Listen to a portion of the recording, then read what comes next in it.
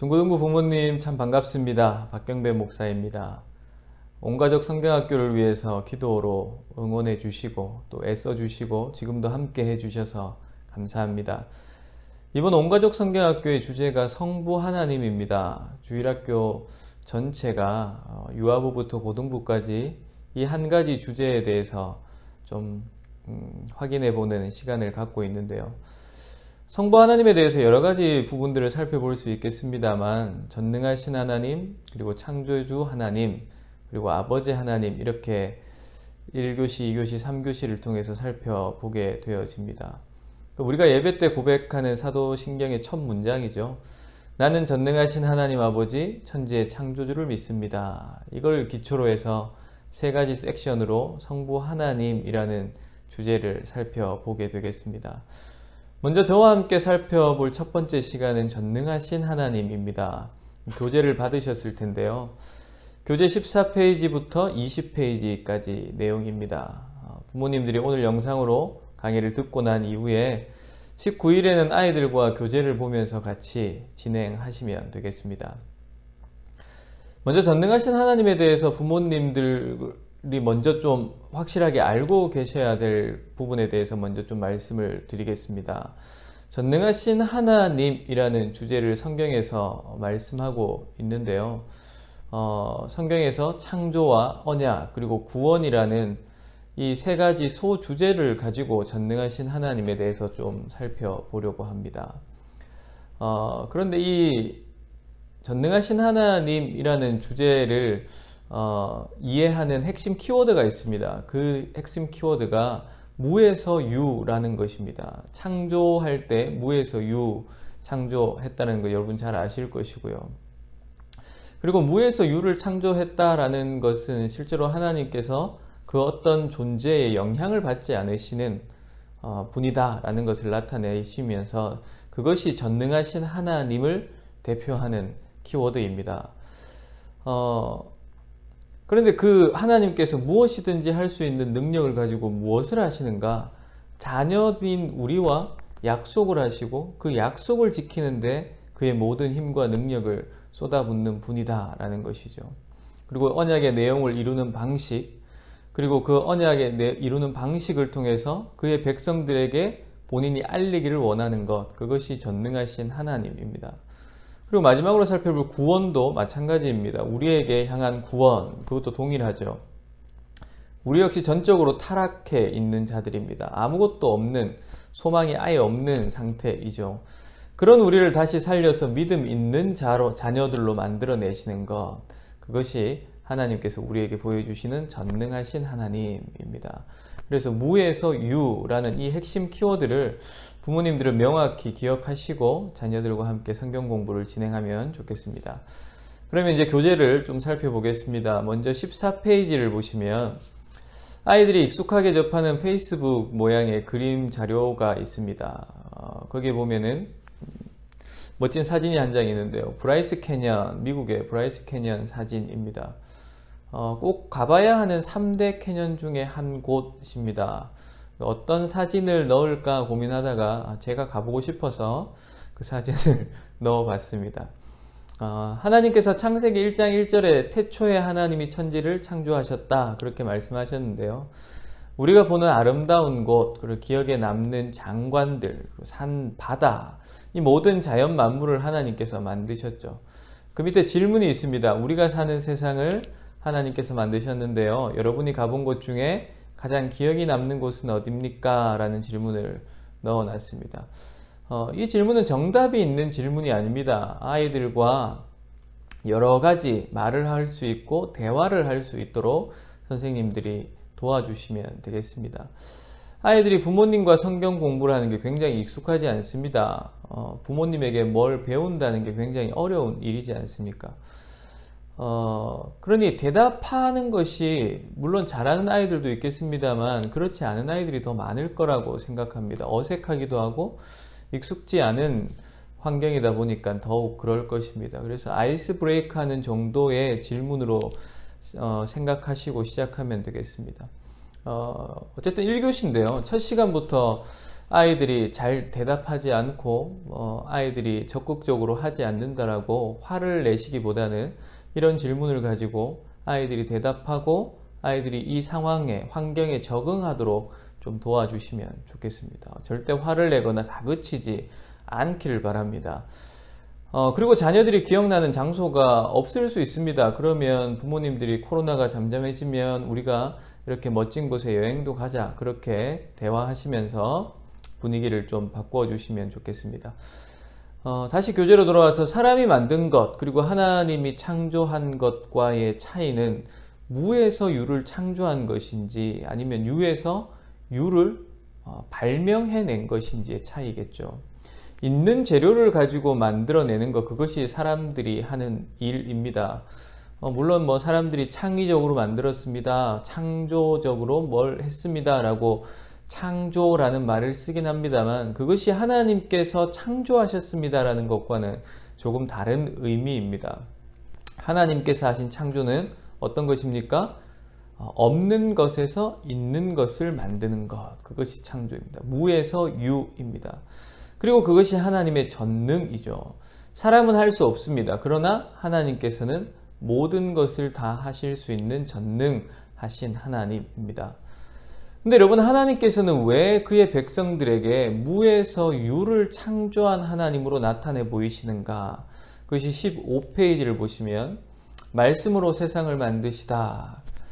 페이스북 SNS 형식을 빌려왔습니다만 하나님께서 어쨌든 성경에 그렇게 자신을 나타내 보여주십니다. 무에서 유를 창조하셨다라는 것은 모든 기원이 하나님으로부터이다. 그죠? 이 말은 어떤 피조물에게도 영향을 받는 분이 아니라라는 것입니다. 그리고 어떤 존재, 이 땅에 존재하고 우주에 존재하는 어떤 존재도 하나님에게 영향을 줄 수 없다라는 것을 나타내 보여주는 것이죠. 그래서 하나님의 전능하심입니다. 하나님이 만드신 아름다운 세상을 보면 그렇게 감탄을 하죠. 15페이지 밑에 아이들이 다른 이들에게 사진을 게시하고 이제 나는 보통 페이스북에 이렇게 남기죠. 나는 이렇게 멋진 곳, 좋은 곳에 와 있어. 자, 나를 봐봐. 나 이렇게 괜찮은 사람이야. 멋진 사람이야.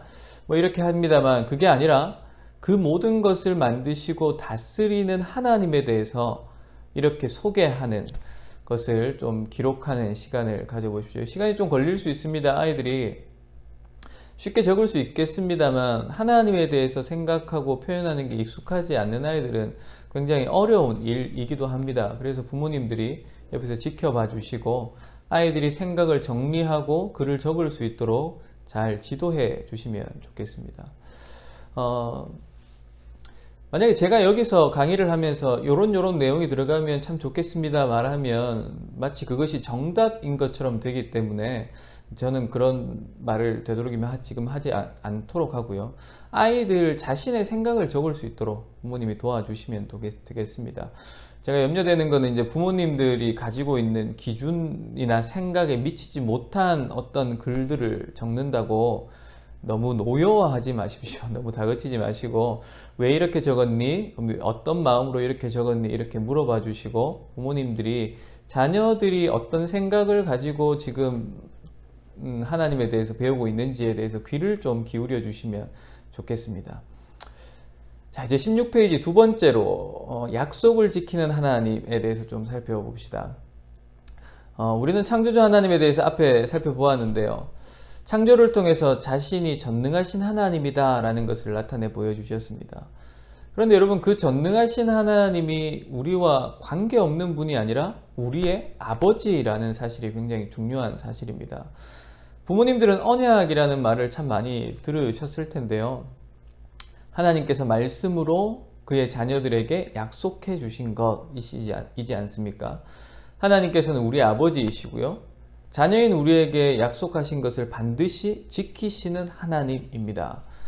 하나님께서 전능하신 분이지 않습니까? 무엇이든지 다 할 수 있는 능력, 그것이 있는 분입니다. 그런데 그 능력을 자신을 과시하고 나타내 보이기 위해서 하나님께서는 그 능력을 쓰시는 것이 아니라 무엇이든지 할 수 있는 힘과 능력을 그의 자녀들과 약속한 것을 지키는데 온 힘을 다 쓰시는 하나님이라는 것입니다. 16페이지 그림을 한번 보시면 아브라함과 그 다음에 하나님의 대화 내용 창이 있습니다. 언약을 반드시 지키는 하나님이다 라는 것을 잘 보여주는 것이 성경의 인물 아브라함의 사건인데요. 하나님이 아브라함과 약속을 하지 않습니까? 창세기 12장 1절에서 3절 내용을 보시면 이렇게 성경을 좀 같이 찾아서 읽으면서 이렇게 진행하시면 참 좋을 것 같습니다. 왜냐하면 이 내용이 어느 목사가 기록해 놓은 성경 교재를 지금 보고 있는 게 아니라 하나님의 말씀을 지금 우리가 함께 배우고 있는 거야. 이렇게 알려주시는 게 굉장히 중요한 부분입니다. 하나님의 아브라함에게 너의 고향과 친척과 아버지의 집을 떠나서 내가 내게 보여줄 땅으로 가라. 그렇게 명령하시죠. 그렇게 아브라함이 떠납니다. 그렇게 떠나는 아브라함에게 하나님께서 약속을 주시는데요. 12장 2절, 창세기 12장 2절을 보시면 내가 너로 큰 민족을 이루게 하겠다. 그렇게 말씀하십니다. 그리고 13장 16절에 가면 내 자손이 땅의 티끌과 같게 하겠다. 티끌처럼 많게 하겠다라는 말씀이죠. 그리고 15장 5절에 가면 내 자손을 별과 같이 많게 하겠다. 그렇게 말씀해 주십니다. 그리고 창세기 15장에 또 어떤 말씀이 있는가 하면 아브라함에게 내가 너에게 이 땅을 너에게 주려고 너를 이리로 데리고 왔다. 그렇게 말씀합니다. 그러자 아브라함이 하나님께 묻죠. 내가 이 땅을 받을 걸 어떻게 알 수 있습니까? 그러니까 하나님이 그럼 짐승을 잡아서 쪼개어 두어라 하시고는 저녁에 횃불로 나타나서 그 쪼개진 짐승 사이로 지나가십니다. 하나님께서 내가 약속을 지키지 않으면 이 쪼개진 짐승과 같이 죽음을 당할 것이다 라는 것이죠. 하나님께서 목숨을 걸고 너와 한 이 약속은 지켜주겠다 라고 약속을 해 주신 겁니다. 하나님께서는 아브라함과 이제 복에 대한 약속을 주셨고요. 자손이 많게 하겠다. 그리고 땅을 주겠다라는 약속을 하셨습니다. 하나님이 그렇게 약속하셨지만 아브라함이 그 하나님의 약속을 온전히 신뢰했는가? 그렇지 않다는 것을 우리는 성경을 통해 확인할 수 있습니다. 성경에서 그 모습이 어떻게 나타나는지 볼 수 있는데요. 창세기 12장 5절에 보면 75세에 아버지 집을 떠나라 라고 이야기할 때 아브라함이 떠납니다. 그때 함께 동행하는 사람이 있죠. 조카 롯입니다. 아브라함이 그때까지 자녀가 없었습니다. 이미 자녀가 있어야 되고 그 후손들이 있어야 될 나이임에도 불구하고 자녀가 없었습니다. 하나님께서는 큰 민족을 이루게 하겠다 말씀하십니다. 나에게는 자녀가 없고 태어날 가능성이 없다고 생각해서 어떻게 하는 겁니까? 조카 롯을 데리고 가서 이 롯을 통해서 민족을 이룰 수 있을 것이다. 그렇게 생각을 하는 것이죠. 그런데 하나님께서는 조카 롯과는 헤어지게 하십니다. 그러자 아브라함이 하는 행동이 무엇입니까? 자기 집에서 있던 종 엘리에셀을 상속자로 삼으려고 합니다. 그러나 하나님께서는 이 엘리에셀도 아니다 라고 말씀을 하시죠. 아브라함에게서 태어난 자야 된다. 그렇게 말씀을 하십니다.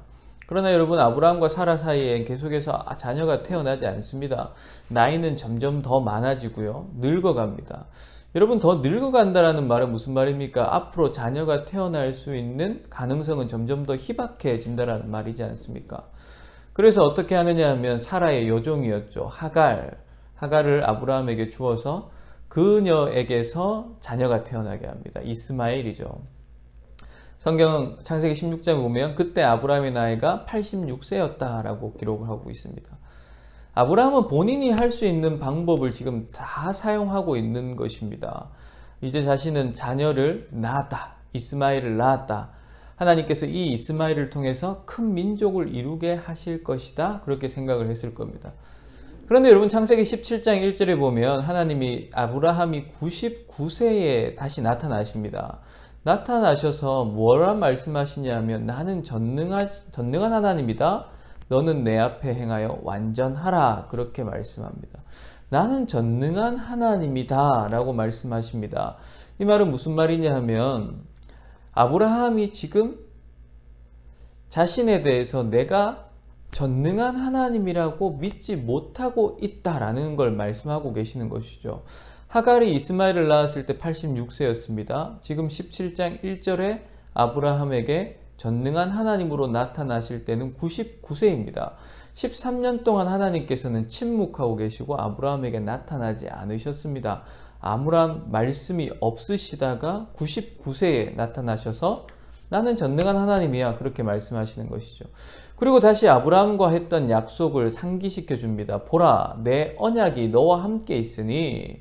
이 말은 무슨 말입니까? 내가 너하고 약속한 거 있잖아. 아직 유효하단 말이야. 너는 여러 민족의 아버지가 될 것이야, 그렇게 말씀하죠. 아브라함이 99세면 그의 아내 나이가 89세였습니다. 하가를 통해서 이스마엘을 낳고 13년이 흘렀습니다. 그런데 이제 와서 뭐라고 말씀합니까? 이스마엘도 아니야, 그렇게 말씀하시는 거죠. 너와 아브라함과 사라 사이에서 난 자녀를 통해서 나는 여러 민족의 아버지가 되게 할 거야, 그렇게 말씀하는 겁니다. 여러분, 아브라함이 지금 나이가 많이 늙었지 않습니까? 나이를 많이 먹고 늙었습니다. 죽은 것과 같은 몸입니다. 성경을 읽어보시면 사례 역시 더 이상 아이를 낳을 수 있는 몸이 아닙니다. 여러분, 아브라함이 하나님이 큰 민족을 이루게 할 거다라는 약속 자체를 믿지 않은 건 아닙니다. 하나님께서 분명히 내 자녀를 통해서, 후손을 통해서 큰 민족을 이루게 할 거야 라는 것은 분명하게 믿었습니다. 이 약속은 믿었는데 아브라함이 믿지 못한 건 무엇이냐 하면 하나님이 전능하신 하나님이다 라는 것을 믿지 못하고 있는 겁니다.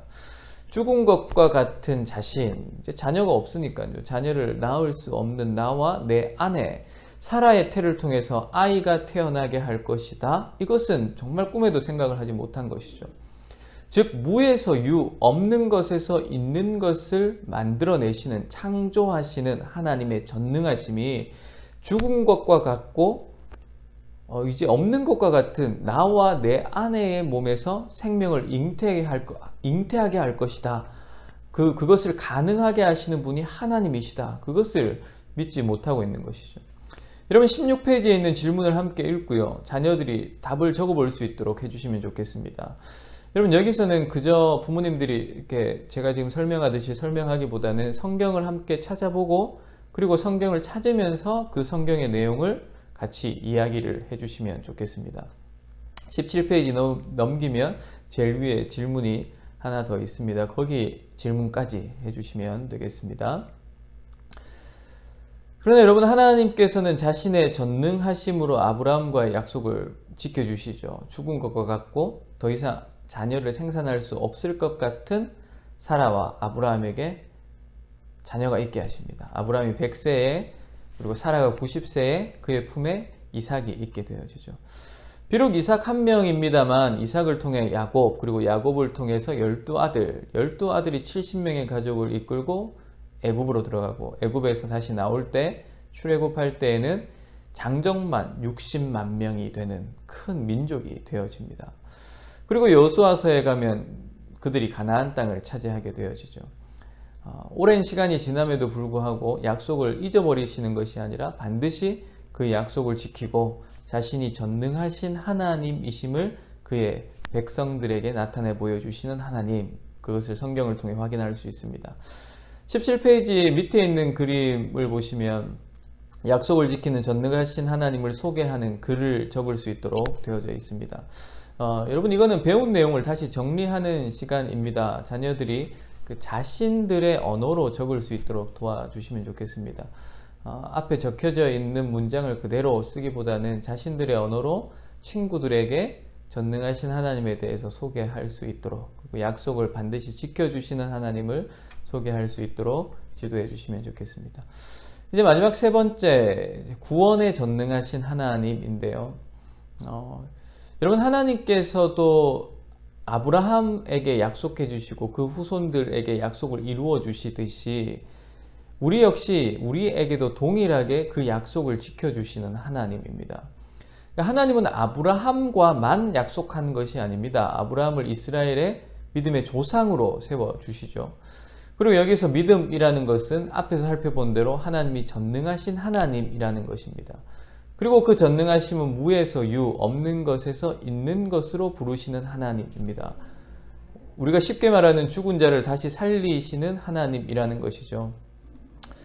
그 믿음을 가진 민족을 이루어내시겠다라는 겁니다. 자신을 전능하신 하나님으로 깨닫고 경험한 자들을 백성으로 삼아서 하나님의 나라를 이루시겠다라는 것입니다.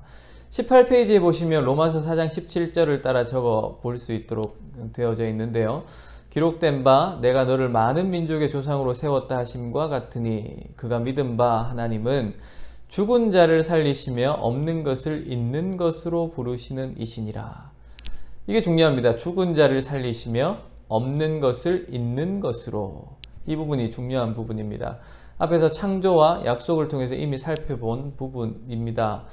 아브라함과 약속을 이루어 주시는 것을 통해서 하나님은 약속을 이루시는 전능하신 하나님이다라는 것을 알았습니다. 그리고 그 약속은 지금도 우리에게 동일합니다. 하나님은 자신이 전능하신 하나님이다라는 것을 지금도 우리에게 동일하게 나타내 보이시기를 원하시거든요. 그리고 이미 우리가 그걸 경험하고 있는 사람들입니다. 어떻게 우리에게 그걸 보여주시는가? 18페이지에 있는 그림을 보시면 우리가 어떤 상태에 있었던 자들인가를 잘 보여줍니다. 아담과 하와가 하나님의 말씀을 듣지 않고요. 에덴 동산에서 선악을 알게 하는 나무의 열매를 따먹었습니다. 여러분, 그래서 어떻게 됩니까? 로마서 5장 12절에 보면 한 사람이 순종하지 아니함으로 많은 사람이 죄인 된 것 같이 그렇게 말씀하는데요. 아담이 범죄한 이후로 아담의 후손들은 모두 죄인으로 태어나게 되어집니다. 죄로 인해서 모두가 죽음 가운데 있을 수밖에 없는 자들로 태어나는 것이죠. 아무런 소망이 없이 하나님을 알 수도 없는 상황, 거기 가운데 있는 겁니다.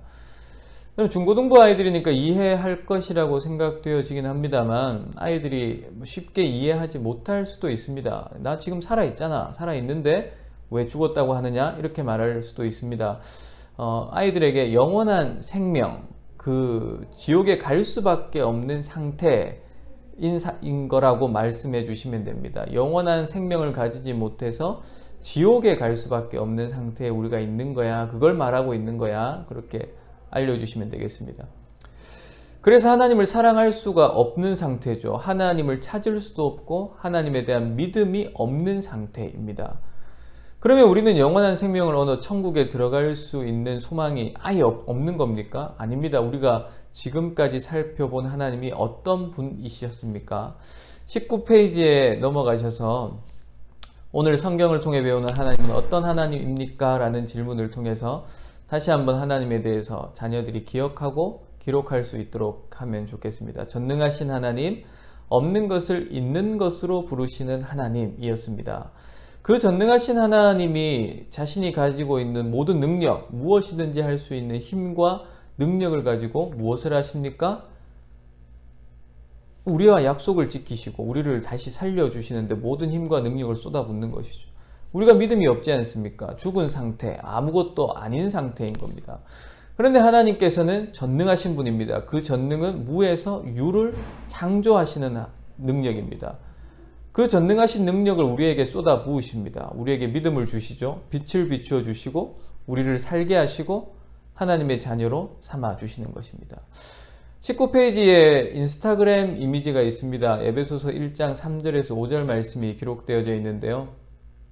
여러분, 에베소서 1장 4절에서 5절을 보시면 곧 창세 전에 그리스도 안에서 우리를 택하사 우리로 사랑 안에서 그 앞에 거룩하고 흠이 없게 하시려고 그 기쁘신 뜻대로 우리를 예정하사 예수 그리스도로 말미암아 자기의 아들들이 되게 하셨으니. 여러분, 아이들이 인스타그램 성경 교재에 어쨌든 나와 있습니다만 성경을 꼭 한번 찾아볼 수 있도록 지도해 주십시오. 2교시 때 살펴보겠습니다만 창세기 1장 1절에 태초에 하나님이 천지를 창조하셨다. 여기에서 천지, 하늘과 땅인데요. 여기에 하늘은 우리가 지금 눈으로 보고 있는 구름이 있는, 태양이 있는 그런 하늘이 아닙니다. 천상세계, 하나님의 보좌가 있는 하늘입니다. 바울이 이야기하는 3층 천이죠. 그리고 땅이 우리가 살아가는 세계인데요. 그런데 에베소서 1장 3절에서 하늘에 속한 모든 신령한 복을 우리에게 주시되, 여기서 하늘이 하나님의 보좌가 있는 그 하늘입니다. 그 하늘에 속한 신령한 복을 우리에게 주셨는데 그 복이 무엇인가? 4절입니다. 하나님께서 하늘에 속한 모든 복으로 주신 것이 우리를 구원하여서 그분의 아들이 되게 한 것, 그것이죠. 여러분, 하나님께서 전능하신 모든 것을 할 수 있는 능력 그리고 힘을 쏟아부어서 이루어내신 일이 무엇이라는 겁니까? 우리의 구원이라는 겁니다. 하나님께서 온 우주를 만드신 그 전능하심으로 우리가 죄의 노예로 있다가 굴레를 벗고 이제 하나님의 자녀가 되어진 것입니다. 여러분, 하나님이 왜 그렇게 하셨습니까? 하나님께서는 우리를 너무도 사랑하시는 아버지이기 때문에 그렇습니다. 여러분, 그리고 이제 우리는 하나님께서 우리에게 주셨던 마지막 약속, 그 약속을 기다립니다. 다시 오시겠다라는 약속이죠. 하나님께서는 전능하신 분이고 그 약속을 반드시 지키시는 분입니다. 그 약속을 지키기 위해 그분의 전능하심을 사용하시는 분이죠. 여러분, 20페이지로 넘어가시면 카카오톡 이미지가 있는데요. 예수님이 승천하시면서 그의 제자들에게 무슨 말씀을 하셨는지 여러분, 사도행전 1장 6절에서 11절을 꼭 찾아서 자녀들과 함께 읽어주시기 바랍니다. 예수님의 재림을 기다리며 증인으로 살아가는 삶이 어떤 삶인지 자녀들과 성경 사도행전 1장을 읽고 그리고 함께 고민하며 예수님께서 나 다시 올 거야 라고 이야기하셨을 때 내가 무엇이라고 답을 해야 될지를 함께 고민하면 좋겠습니다. 여기까지가 1교시의 내용입니다. 전능하신 하나님에 대한 내용입니다. 1교시의 창조 그리고 언약 그리고 구원을 통해서 전능하신 하나님을 살펴보았는데요. 조금 많은 양의 내용일 수 있습니다만 부모님들께서 잘 숙지해 주셔서 자녀들을 지도해 주시면 좋겠습니다. 이번 내용에서 제일 중요한 것은 하나님의 전능하심이라고 이야기하면 무엇이든지 다 할 수 있다 이렇게 생각하기 때문에 우리 자녀들은 이제 슈퍼맨이나 어벤져스와 같은 그런 걸 생각할 수 있습니다. 그런데 그런 것이 아니라 하나님의 전능하심은 우리를 사랑하셔서 우리를 구원하시고 그의 자녀 삼기에 전혀 모자람이 없는 부족함이 없는 하나님이다 라는 것을 꼭 자녀들에게 숙지시켜 주시고 하나님께서 다시 오시겠다라는 그 약속은 반드시 이루어질 약속이고 그래서 우리가 지금 이 땅을 살아가면서 그 약속을 기다리며 살아가면서 우리가 어떤 모습으로 살아가야 할까 그것을 아이들이 다시 한번 기억할 수 있으면 좋겠습니다. 여기까지 1교시를 마치도록 하겠습니다. 수고하셨습니다. 감사합니다.